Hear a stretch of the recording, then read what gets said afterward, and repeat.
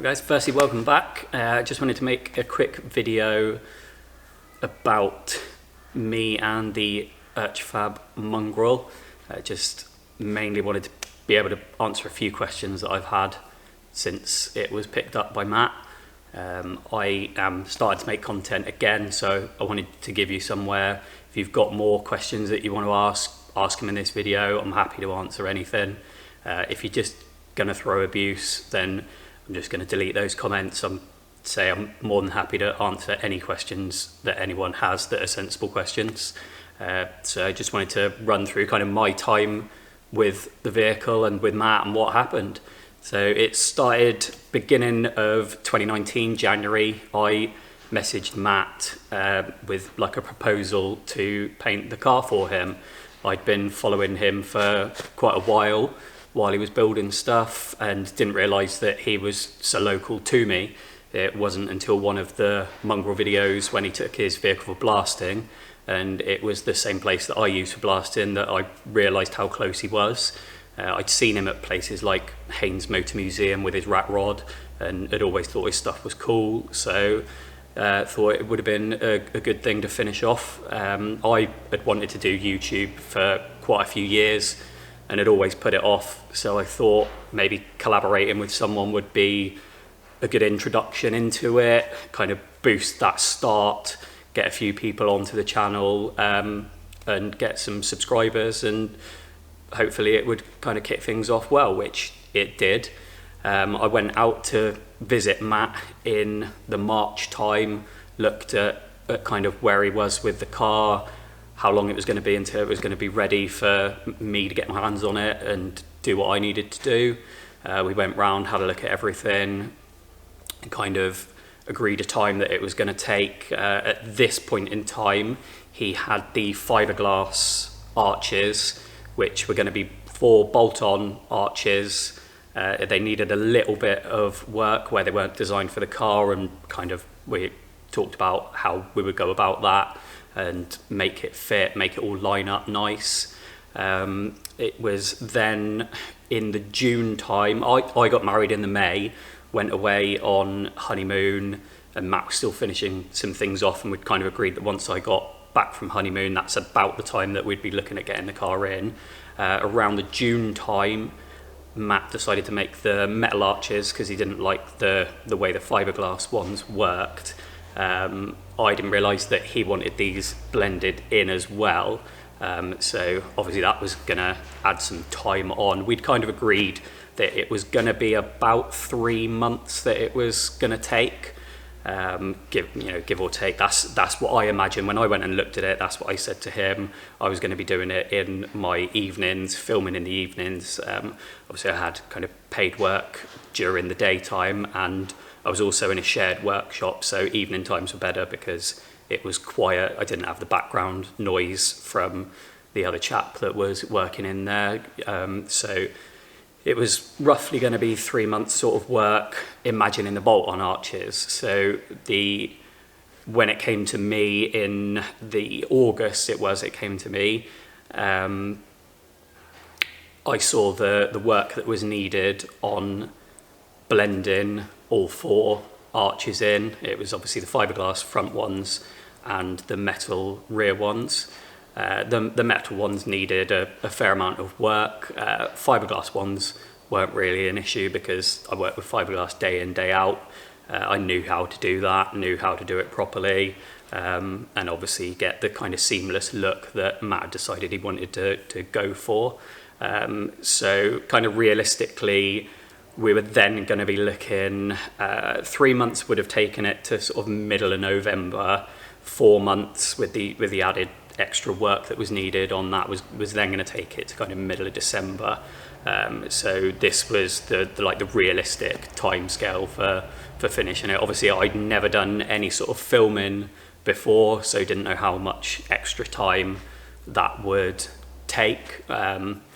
You don't really realise it until you start trying to do it, start trying to get all the shots, all the angles, that how much extra time it takes to do something when you're filming it. So I was probably a little bit like under realistic maybe with some of that as well, but could probably kind of have got it done in the 4 months or so.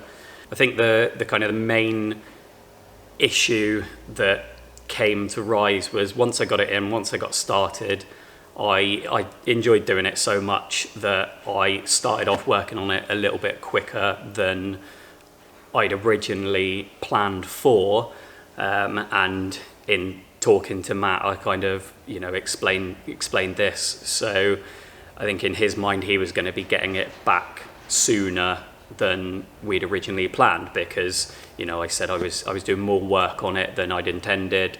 I was doing some during the daytimes as well as the evenings, and was able to do a lot of the time-lapse stuff where it didn't matter if there was the noises in the background. So I was able to do that during the daytime. So the filming and the work was getting done quicker than I originally thought. So both in my mind and Matt's mind, it was going to be done before the middle of December. Then, unfortunately, I had a few sort of family incidents and a couple of illnesses which then halted this, and that really is when it kind of came to light that I wasn't going to get it done in that sort of time. In my mind, I still wanted to, I still thought I could. Matt came out and visited me a couple of times. He did a bit of filming at the workshop. We had a good few chats about various different things. Everything was still good. I think it was at this point that kind of Matt's channel started to slow down a little bit more than he had anticipated it might. So was it itching to get his hands back on the car, get some more videos out from his point of view, because obviously the longer I had it, the less stuff he was able to film on the Mongrel. He came out and done a few bits and bobs, but obviously without the car there, it was a lot harder for him to make content on that particular car. He had a few other things that he was doing, but the Mongrel was what he wanted to get cracking on again. So he was itching to get the vehicle back, and it was taking longer than he wanted. I gave him a date that I thought I would be able to get it done by, and I didn't get it done. So he came and picked it up it was like beginning of December, I think it was. He'd come out the week before, and I had still anticipated getting it done, but I just wasn't able to. So he came and got it on the Monday and took it back, and obviously made the videos that he made on it. I'm disappointed that I didn't get to finish it, because it was a great car. I mean, one of the main reasons that I messaged him was because I'd love what he'd done. It was my type of thing, my kind of car, type of thing I enjoy doing. So I wanted to get my hands on it. I wanted to see it get a nice paint job. I wanted to see it get finished. So yeah, I was massively disappointed that I didn't get to do that, but obviously I understood from his point of view why he came and got the vehicle. He wanted to be making content, getting the views, getting the funds that he got from having the vehicle back on his channel. So, I absolutely understand why he came and got it. At no point did I try and screw him over. At no point did any money exchange hands. I think some people thought that Matt had paid me to do the job, but the agreement was I would do the work for nothing. And I would get to put the work on my channel, which would be a good start for me. That was my suggestion. I was happy with that. It seemed a fair deal. Matt got a car bodyworked and painted for nothing, and I got a good boost to get going. So there was no money exchanged. The other thing that was mentioned, obviously at the time, was all of the paint and supplies, and I think people thought that I was trying to screw either Matt or Gareth at Transpares over, but I never took any supplies, I never took any parts from anyone. started off using my own stuff. The kind of the deal was that Gareth from Transpares was going to supply all of the stuff that was needed. Matt chose his colours, chose everything like that, and I just had to give Gareth a list of stuff that I needed. When I first got the car in, I started using some of the materials that I already had so that I could make a start on it. I sent a list, or I thought I sent a list of stuff that I wanted to Gareth, but Gareth didn't receive it. I didn't realise at the time that my emails weren't going through. Obviously, if I was trying to screw either of them over, I'd have sent him a list of stuff that I wanted, taken all of that stuff, and then not done anything with it. So, I wasn't trying to screw anything over. It was just something that happened. The list didn't get through. I cracked on using my stuff, and it was only obviously when it got to the point where I was going to need the paint that Matt said to me that Gareth didn't have the list that I wanted, and that was when it became apparent that there was this issue. So yeah, like obviously from my point of view, I never screwed anyone over. I get that obviously it potentially hurt Matt's growth, and this was not what I intended. I'm glad he was able to crack on and get it finished and get the support that he got to get it all done. It does look great. Obviously, I've continued to follow him, enjoyed the stuff that he's put out, and I wish him well in the future. I didn't watch the video that he put out originally when he came and got the car. I know he remade the video and took the original one down because he said that he said some things which were kind of in the heat of the moment. I get that. I say I didn't see it, but from messages that I had from people, I kind of got the gist of what was said. I completely get it because he was upset, he was fired up. So I don't have any issues with Matt. I don't know, and I'm pretty sure he doesn't care what I think. But I don't want anyone to think that there's anything bad there. I'm never going to say anything bad against Matt because I think what he does is great. I did have a lot of messages from people, good and bad. Obviously I understand that people have their opinion on what happened from what was said and what you see on the other side of the screen there. So if you do have any questions, like I say, I'm more than happy to answer them. I'd like to say thanks for the people that messaged me with support. I had people kind of backing me up, sending messages, making sure I was all right. Obviously when you lose a family member, I'm sure a lot of you have been there. It is tough and it makes you realise things, makes you change things. It certainly made me change a lot of things. I've made a huge amount of changes over the last couple of years. It has taken a long time to sort everything out. Obviously with the pandemic and everything, it extended the way that I wanted to go about doing things. I am in a different place now. I'm in a different workshop. I've got a different setup. I am no longer doing nostalgia cars. Obviously I still go by the name Nostalgia Matt because that's me, that's who I am. I have a full-time job somewhere else and I am going to be doing this in my part-time. It's something I've always wanted to do, so I want to carry on doing it, but whereas before I wanted to do it, I wanted to hit it full-time. That was the kind of the main reason for trying to make that jump in with Matt, was to get that heads up so that I could end up doing it full-time. Now I am enjoying doing this with friends and family.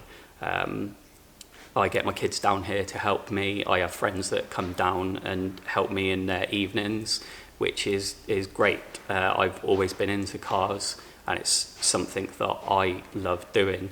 So to be able to involve other people and help them out with stuff that they're doing along the way is great, and I hope to be able to move that forward with the channel. I've started this one behind me as my first project that I'm doing. It's my wife's car. It was involved in an accident and I'm doing a lot of stuff to it, a lot of mods. I've filmed 6 videos on it so far, 4 of which are edited, which is why I wanted to make this video, because obviously once you start seeing me popping up again in you know, a lot of you are still subscribed to me, and I'm sure many of you will disappear, but you know, you'll see me obviously pop up on your subscription feed or your news feed or whatever. So I wanted to make this video before putting other content up, just to be able to kind of not give my side of the story as such. I'm not trying to make anything up, not trying to make anything different from what happened. I just wanted to kind of back up exactly what happened, explain why I understand the way that it went, and say just give people a chance to vent whatever they want to vent, and either stick around and watch what I do, or you know, vent and disappear. I'm quite happy either way with what you want to do. I obviously hope that majority of you stick around, see what I want to do, see what I can do. The support that people give is great. It helps massively with doing these sorts of projects, and I hope to be able to go forward over the next few years. I've got a few projects lined up. Kind of one other thing I wanted to mention, because it does help with the projects, is sponsors. I know that was brought up in Matt's video. I did have a bit of backlash from that, from some of the sponsors, but I have to say that all of the sponsors that I have had and have kind of got on track since have been absolutely fantastic. The original sponsors that I had were very, very understanding of the situation. There was a couple of them that were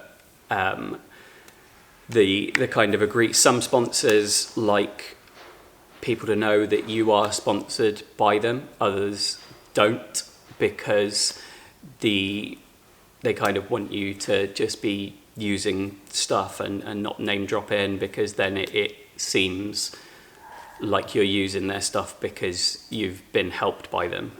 All of the sponsors that I have ever worked with are because I wanted to work with them. I was contacted by some of them in the first place, and others I messaged and got help with some of the products that they could offer.